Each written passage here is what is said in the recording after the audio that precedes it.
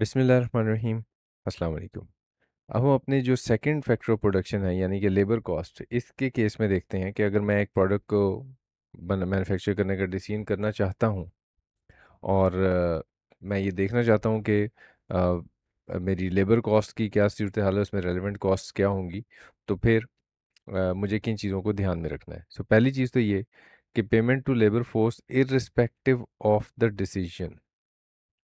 तो सबसे इम्पोर्टेंट बात यहाँ पे ये है कि अगर मैं फैसला करूं या ना करूं, कोई लेबर कॉस्ट अगर ऐसी है जो मुझे फिर भी पे करनी पड़ती है, चाहे मैं फैसला करूं एक प्रोडक्ट को बनाने का या प्रोडक्ट को ना बनाने का फैसला, मेरी दोनों ईदर सिचुएशंस में अगर कोई ऐसी लेबर कॉस्ट है जो मुझे पे करनी पड़ती है, तो वो हमेशा मेरे लिए रेलेवेंट होगी।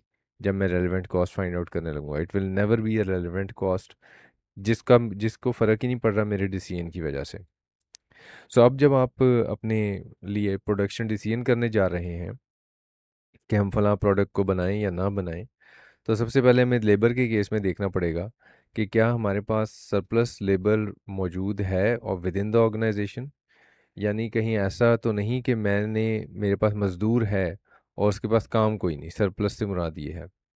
ठीक है जी, मज़दूर मौजूद है लेकिन उसके पास काम कोई नहीं।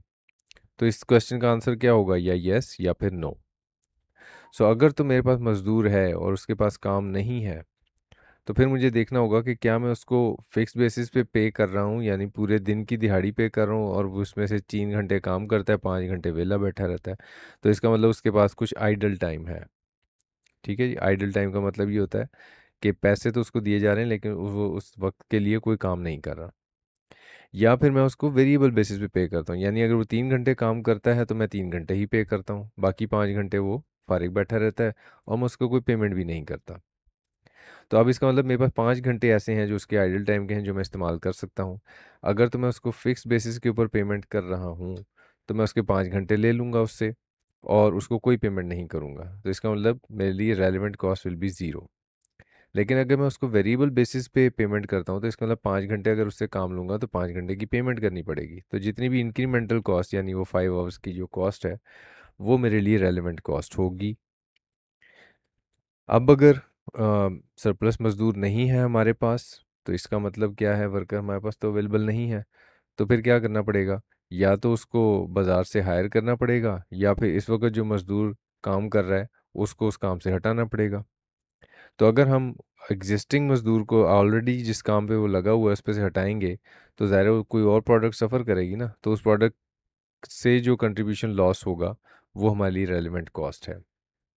लेकिन अगर न्यू हायरिंग करेंगे तो जितनी भी हायरिंग कॉस्ट है वो हमारे लिए रेलिवेंट कॉस्ट है, क्योंकि ये अब हमने जब ये फैसला किया है कि हम इस मज़दूर को अपने इस प्रोजेक्ट पे लगाएंगे और हम उसको न्यू हायर कर रहे हैं, तो फिर जितनी भी हायरिंग की कॉस्ट है ये इनकर इसलिए करनी पड़ रही है क्योंकि हम इस प्रोजेक्ट को करना चाहते हैं।